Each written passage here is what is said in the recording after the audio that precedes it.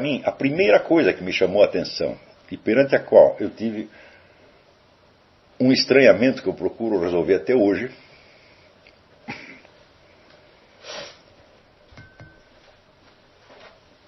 foi o fato de que, com muitas pessoas que eu conversava, muitas pessoas que eu conhecia, eu tinha realmente a sensação de não estar conversando com um ser humano. Mas, vamos dizer, com uma espécie de código, com um programa de computador. Alguém que tinha aprendido uma série de respostas e reações mais ou menos automáticas e repetíveis e que só conseguia julgar e agir em função daquilo. Como eu era um sujeito muito sensível às situações humanas, desde pequeno eu era.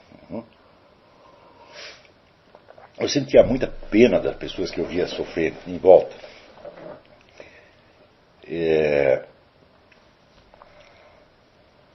Então, essa falta de caridade, falta de humanidade nas relações humanas me chamou a atenção. Acho que foi a primeira coisa que me chamou profundamente a atenção e que criou em mim uma espécie de inconformidade, ao ponto de me levar a perguntar por que acontece isso. Quer dizer, se nós pertencemos à mesma espécie, basicamente temos as mesmas necessidades, os mesmos sentimentos, os mesmos impulsos, etc, etc. Como é possível a indiferença? A indiferença ao sofrimento humano, né? A indiferença às necessidades do outro. E como é possível que as pessoas ajam de uma maneira tão mecânica, sem perceber que estão fazendo isso? Por exemplo, a experiência que todos nós tivemos com a burocracia. Quer dizer, você encontra um burocrata, né, que julga tudo a partir do regulamento daquela repartição onde ele está trabalhando. Ele não é capaz nem de ter uma noção de que por cima do regulamento da repartição existe um código, em geral existe um código civil, um código penal, a Constituição, etc, etc, e que, portanto, os regulamentos da sua repartição têm de ser interpretados em função das leis superiores. E nem isto tem. Quer dizer, o regulamento ou a ordem recebida do chefe se torna a única referência. Então, essa pessoa que age assim, ela evidentemente não apenas tem uma humanidade deficiente, mas até a sua condição de cidadão é deficiente. Porque o cidadão, em princípio, é aquele que, vamos dizer, conhece as leis, conhece a Constituição, né, e sabe interpretar situações concretas em função, vamos dizer, das leis que aquele regulamento específico da sua repartição especifica para um domínio especial. O número de casos em que eu vi em que as leis e os direitos constitucionais mais óbvios eram pisoteados por burocratas em nome do regulamento da sua repartição, se contam, né? Precisa de muitos dedos de muitas mãos para contar. Eu vi isso acontecer para mim, vi isso acontecer para outras pessoas. E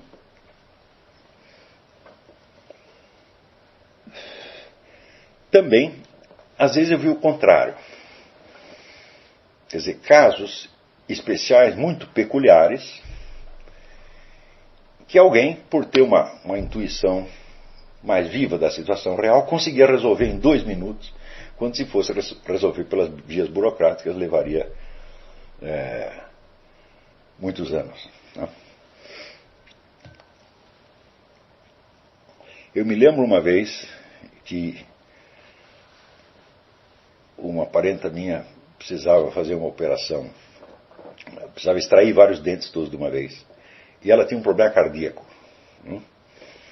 Então o pessoal tinha medo de dar anestesia, então precisava um acompanhamento cardiológico para uma simples operação dentária. E nós tentamos resolver aquilo no INPS e ninguém entendia. Não, o INPS não dá assistência dentária. E nós dizíamos, não, assistência dentária, nós trazemos o dentista e pagamos o dentista. Nós só precisamos um acompanhamento cardiológico do INPS. Nós falamos com uns 40 funcionários, ninguém entendia. Daí um dia, perdi a paciência e falei, quer saber, eu vou direto ao presidente do INPS. E fui lá com pretexto jornalístico. Eu falei, se eu dissesse que ia lá para falar de um caso desse, ele não ia receber jamais, mas eu tenho carteirinha de jornalista. Ele falou, eu quero entrevistar o seu fulano. Entrei na sala dele e falei, eu disse que vim aqui entrevistar o seu, mas não é nada disso, eu vim aqui trazer um problema. Eu comecei a explicar o problema, o sujeito olhou para mim e falou, você está com todos os direitos e sem nenhuma garantia, não é mesmo? Eu falei, é. Então eu vi que aquele sujeito, ele era um ser humano. Dentro da cabeça dele tinha um cérebro, dentro do peito tinha um coração, e ele entendia a situação real. Eu digo, mas por que para encontrar, vamos dizer, um ser humano, a gente tem que galgar toda a escala burocrática? Por que só o homem que está em cima de tudo pode se dar o luxo de ser humano? Porque todos os demais estão aterrorizados com regulamentos burocráticos que eles não conhecem, não entendem bem. Então estão todos com medo de infringir alguma coisa e perder o emprego. Então, evidentemente, acontece ali o fenômeno Zinoviev. Porque, por um lado, as repartições têm um serviço a prestar. Pode ser assistência médica, pode ser policiamento, etc. Mas ele tem uma outra função a prestar, que é a função de assegurar a sobrevivência funcional dos membros que o compõem. E acontece que esta função predominava. Então, isto fazia com que milhares de pessoas que trabalhavam ali ou que trabalhavam em outras funções, e isso não acontecia só na repartição pública, em empresa privada acontecia a mesma coisa, elas tinham adotado um esquema autodefensivo em substituição à sua consciência presente. Quer dizer, a consciência não podia estar presente, não tinha como dizer a presença de espírito, que o presidente do INPS, eu esqueci o nome do sujeito, mas é injusto, porque eu achei que o camarada era absolutamente notável. Eu até pensei, pô, se todos os funcionários fossem que nem esse cara, aí não haveria problema jamais. Mas daí eu pensei também, como ele fará para ele expandir por todos os funcionários, né, esse espírito de presença, de compreensão do fato concreto e de rápido enquadramento do fato concreto dentro das estruturas gerais. Ele não conseguirá. Se ele quiser civilizar todo o INPS, ele não vai conseguir. Por quê? Isso já está assim há muitas e muitas gerações e vai continuar assim. Quer dizer, quem é que já não esbarrou na barreira da incompreensão burocrática? Todo mundo já esbarrou. Então, quando as pessoas esbarram nisso, elas podem, vamos dizer, ter uma atitude de revolta, né?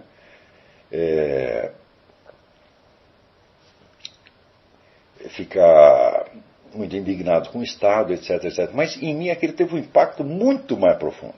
Eu não vi naquilo um problema sociológico, um problema político. Eu vi, peraí, isso parece ser um problema universalmente humano. Porque você estudando um pouco a história do século XX, né, você vê fenômenos como aquelas famosas desculpas aleijadas que oficiais nazistas ofereciam para explicar as suas atrocidades. Eu estava obedecendo ordens. Eu falei, mas que raio de cadeia de comando é essa que consegue, com uma ordem, desumanizar centenas de milhares de pessoas, né, descendo desde o Führer até o último office boy? Como é que se faz isto? Por que não existe aí, vamos dizer, um mínimo de inteligência, né, para fazer as coisas funcionarem de outro modo? Eu me lembrei, por exemplo, do caso do Otto Pösl, que era um médico austríaco, que era o chefe do Viktor Frankl. O Frankl era um judeu, e o Otto Pösl era um cientista austríaco, né, puro sangue ariano, membro do partido nazista.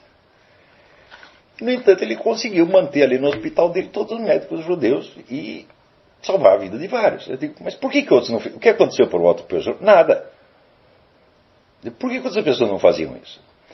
Quer dizer, ele conseguia articular a situação humana concreta com as demandas daquela burocracia inumana que pesava sobre ele. Isso é sempre possível um arranjo. Eu não estou esperando que as pessoas se tornem revolucionárias e desmantelem a burocracia toda, ou que elas desobedeçam ostensivamente. Eu digo, sempre existe alguma coisa inteligente que você pode fazer respondendo ao fato concreto.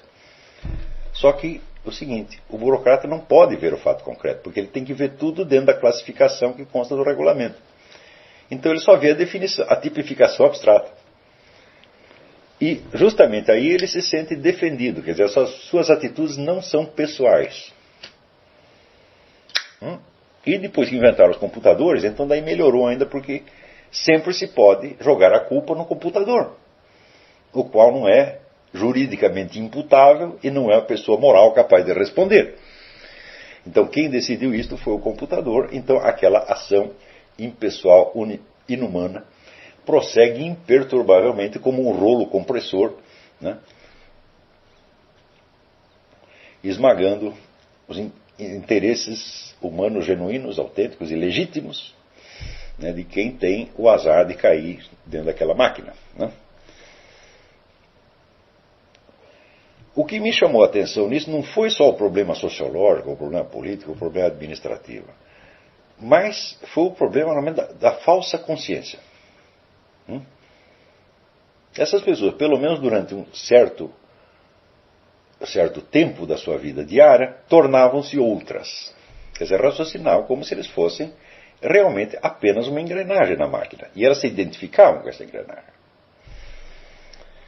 Então, esse problema, vamos dizer, do robô introjetado, internalizado, é que me chamou a atenção. Porque é evidente que toda máquina estatal é uma estrutura impessoal que não pode ter compreensão dos fatos concretos. Mas justamente a máquina é assim, mas por que os seus componentes humanos têm que ser assim também? Quer dizer, se você tem, por um lado, você tem um regulamento, uma estrutura, etc., etc., essa estrutura será personificada por seus agentes humanos. E esses agentes humanos podem introduzir nela o quociente de inteligência concreta, de sensibilidade, de consciência humana mesmo, né, suficiente para que o funcionamento da máquina não seja tão desumano. Não. Algo disso transparecia no Brasil na teoria do jeitinho. Quer dizer, o regulamento é assim, mas a gente pode dar um jeitinho. Mas acontece que o jeitinho também virou uma codificação. E se tornou um meio de corrupção. O jeitinho quer dizer propina. Daí, quer dizer, aquilo que poderia ter sido um alívio, um atenuante sociológico da impessoalidade da máquina burocrática, havia se tornado um outro código impessoal, baseado na exploração e no roubo. E na intimidação também. Nessa época eu descobri que existia no Brasil uma coisa peculiar, que é a propina virtual.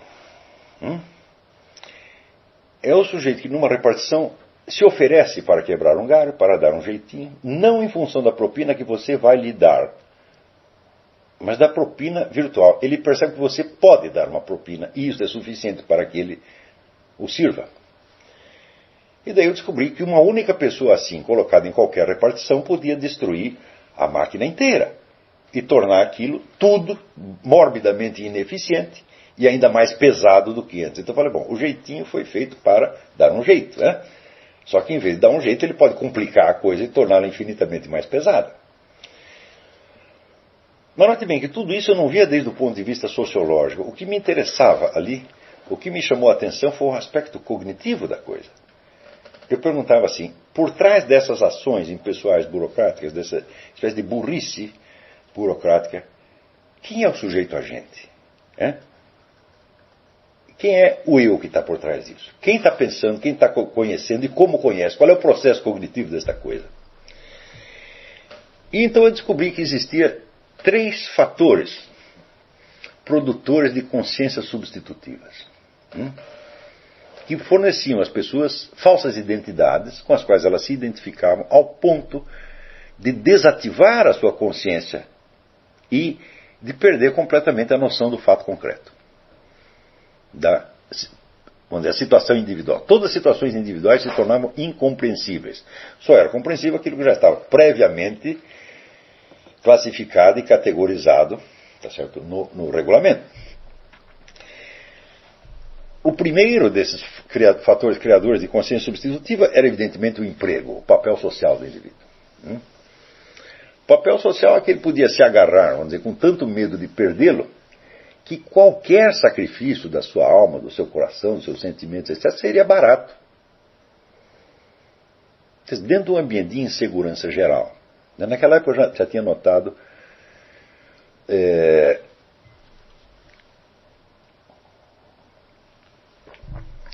que no Brasil não havia, isso eu estou falando dos anos 50, 60, já era mais ou menos assim. Não havia praticamente normas estabelecidas para coisa nenhuma. Não havia valores comuns, não havia um campo de diálogo onde as pessoas pudessem se entender. Então,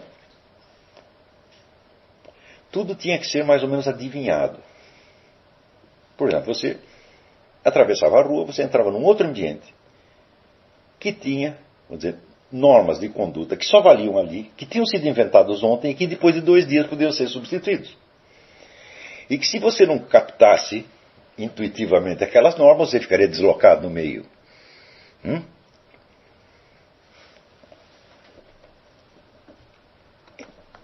Então eu comecei a perceber que a sobrevivência na sociedade brasileira requeria uma espécie de gênio. Qual gênio? O gênio da adaptação rápida aos mais diversos códigos e, portanto, a total falta de personalidade. Com a total falta de personalidade, aumentava o coeficiente de insegurança. Então as pessoas se tornavam cada vez mais inseguras e, para compensar a insegurança, criavam novos mecanismos adaptativos para se adaptar a qualquer coisa do dia para a noite e sentir que ele era igual aos outros. Mas quanto mais ele tentar sentir que ele era igual aos outros, mais se sentia excluído. E quando vocês veem certos fenômenos na esfera da política, por exemplo, vocês veem que, por exemplo, esta mesma semana, né, a revista Veja, que havia combatido a candidatura de Dilma Rousseff durante meses, tão logo a mulher foi eleita, começou a lisonjeá-la da maneira mais desavergonhada. Eu falei, isso só pode acontecer no Brasil. Essa mudança súbita do estado de espírito. Ontem você sentia uma coisa, hoje você sentiu outra completamente diferente. Você vestiu a nova camiseta e você se identifica profundamente com ela naquele momento.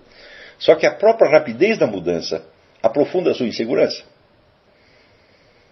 Não é isso? Então, o primeiro desses fatores criadores de consciência substitutiva era o emprego, o papel social do indivíduo. Os papéis sociais, vamos dizer que mudavam muito rapidamente, que eram enormemente variados, e nos quais você jamais recebia um manual de instruções. O Brasil é o país sem manual de instruções. Aqui nos Estados Unidos não acontece isso. Todo meio que você vai, você já sabe quais são as regras. Você pode gostar ou não gostar. Se você se adaptar bem, adaptou. Se não adaptou, você vai, como diz, vai procurar sua turma. Né? Tanto que aqui as amizades se fazem por grupos de interesse. Você entra numa universidade, né, tem o pessoal que está interessado em jogo de boliche, tem outro pessoal que está interessado em astronomia, tem outro pessoal que está interessado em movimento gay, tem outro pessoal que está interessado em ir na igreja, tem outro pessoal que está interessado em homeschooling, etc, etc. E você logo encontra a sua turma e você sabe qual é o código ali. No Brasil não tem isso, está tudo misturado. Então, a multiplicidade de papéis sociais mal definidos fazia com que, automaticamente, o indivíduo, ao entrar numa organização que o transcendia em tamanho e poder, tentasse se identificar defensivamente com aquela organização. Não necessariamente se identificar com as finalidades objetivas dela, mas se identificar com a sua estrutura funcional e encontrar nela uma espécie de carapaça defensiva. O segundo elemento criador de consciência substitutiva era o que se chamava ideologia. Ou seja, a revolta dos indivíduos contra uma sociedade que lhes parecia, entre aspas, injusta, e lhes parecia injusta, entre os outros motivos por estes mesmo que eu estou descrevendo. O indivíduo, quando sentia isso, ele encontrava uma resposta num movimento revolucionário que lhe prometia criar um mundo novo de justiça, paz, liberdade, ordem, etc, etc, etc. Mas a descrição que esses movimentos faziam do mundo de desordem e maldade ao qual eles se opunham, não coincidia com aquilo que nós vimos efetivamente funcionando no mundo. Por exemplo, eu percebia a desumanidade da sociedade, e daí aparecia um ideólogo revolucionário dizer que aquilo era culpa do imperialismo americano. Era uma coisa tão remota. E como que o imperialismo americano pode fazer com que um funcionário público brasileiro, do Estado brasileiro, seja um idiota mecanizado? Não é isso? Por exemplo, eu pensava assim, se no INPS todos os camaradas fossem tão compreensivos quanto o presidente do INPS, tudo ia funcionar, que seria uma maravilha. Você não precisava de uma nova sociedade inteira, quer dizer, bastava um pouquinho a mais de inteligência, de consciência, de presença de espírito para que tudo fosse muito melhor. O que o imperialismo americano pode ter a ver com isso? Né? Mas, de qualquer modo, como aquilo era uma explicação e oferecia um caminho, então aquilo criava outra identidade. E não demorou muito tempo para que eu percebesse que aquelas pessoas imbuídas daquela ideologia que prometia um mundo mais humano eram tão ou mais desumanas do que os funcionários públicos e outros. Isso quando não eram as mesmas pessoas. Então, só que a ideologia ela vinha com, vamos dizer, um prestígio moral, intelectual, cultural, que dava um reforço secundário a essas pessoas, reforço que o mero funcionário público não tinha. Né? O funcionário público, o burocrata, ele se respaldava na estrutura funcional que ele representava naquele momento. Mas ele não estava imbuído de altos valores civilizacionais, ele não sentia um santo, ele não se sentia detentor de altos méritos por causa disso. Já o militante revolucionário sentia tudo isto.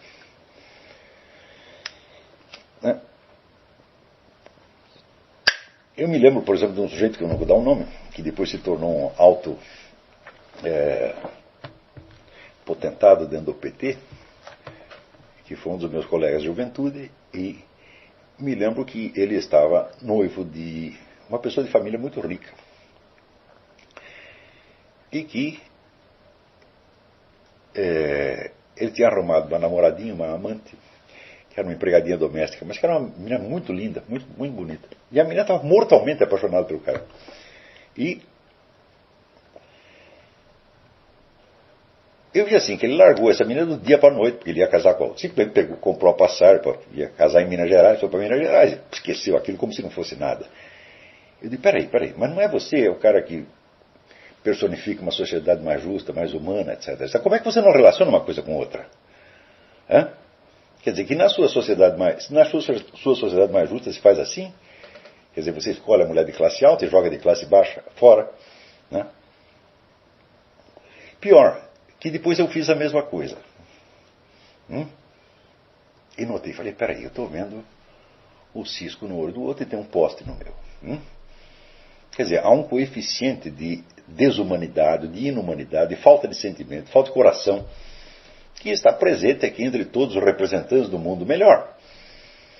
Qual é a diferença entre eles e as pessoas meramente, os meros burocratas desumanos? Bom, os burocratas não se acreditam melhores que os outros. Eles simplesmente se adaptaram a uma situação de fato. E estes são tão desumanos quanto, só que às vezes um pouco mais, só que eles se consideram santos e investidos do direito de fazer essas coisas, porque tudo está compensado pela maravilhosa luta social que eles estão desempenhando. O terceiro elemento criador de consciência substitutiva é chamado